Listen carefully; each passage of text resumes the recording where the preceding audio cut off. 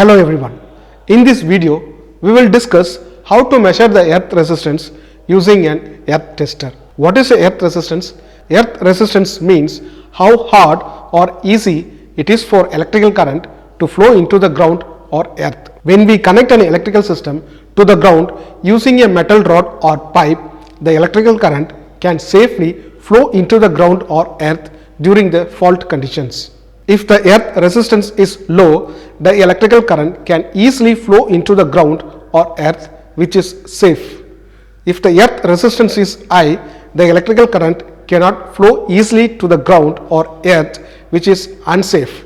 It's just like a water flowing through a pipe. A wide pipe allows a water to flow easily, while a narrow pipe makes it difficult for water to flow. If there is any fault in an electrical system, like live wire breaks and touches the metal parts, anyone touching the metal part can get an electrical shock. By connecting the electrical system to the earth, the electric current will choose the easier path to the ground instead of passing through the human's body.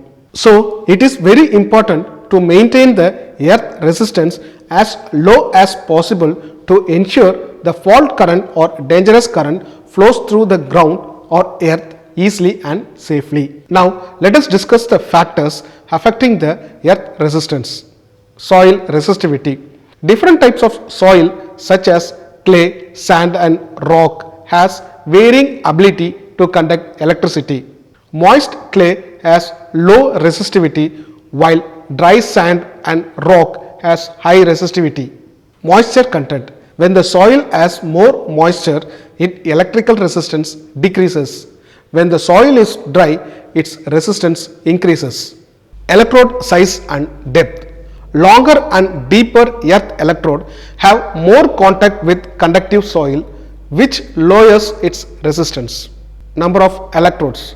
More number of electrodes connected in parallel lowers the overall earth resistance. Common methods to decrease the earth resistance are: increase the electrode size and depth, use multiple electrodes, improve soil conductivity, watering the earth pit, use chemical earthing system. The standard earth resistance we must maintain depend upon the type of installation.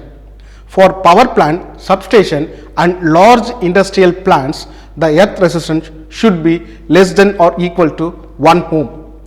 For commercial and residential electrical installation, the earth resistance should be less than or equal to 5 ohms. For lightning protection system, the earth resistance can be up to 10 ohms, though in some cases keeping at 5 ohm or less is preferred always. Earth tester. A earth tester is a special type of instrument used to measure the resistance of earthing system. It helps us to check whether the earthing is effectively enough to carry the fault current safely to the ground. The earth tester works by sending a small known current to the earth through test electrodes and then measuring the resulting voltage drops. Using Ohm's law, it calculates the resistance value in ohms. Types of earth testers: analog hand crank testers and digital earth testers. Analog hand crank testers are older type and manually operated. Digital earth testers are modern type, battery powered with high accuracy and easy to read displays. By regularly testing the earth resistance, we can ensure the installation meets the standard limits and provide proper protection during faults. There are several methods to measure the earth resistance depending on the situation and the equipment available. The most common methods are fall off potential method or 3-point method, dead earth method, clamp on method. Fall off potential method or 3-point method. It is the most common and accurate method. It measures the earth resistance by driving the current into the earth and measuring the resulting voltage drops. Dead earth method. It is a simpler and quicker method often used for checking existing earthing system. It uses an already earthed metallic body such as water pipe or good known earth as reference instead of driving a new spikes or electrodes. Clamp on method. It uses a clamp meter to induce a current into a earth loop and measure the resistance without breaking the circuit. Now let us discuss types of earthing: plate earthing, pipe earthing, rod earthing and chemical earthing. Plate earthing. In this method, a copper plate or galvanized iron plate is buried vertically into the ground. Around the plate, we place a mixture of charcoal and salt to improve the soil conductivity.